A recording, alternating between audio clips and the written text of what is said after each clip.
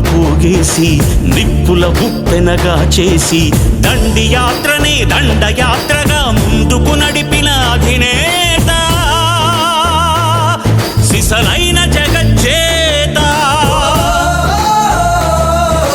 చరకాయంత్రం చూపించి స్వదేశీ సూత్రం నేర్పించి నూలు పోగుతో మదపుటేనుగల బంధించాడు రజాతి పిత. సంకల్ప బలం చేత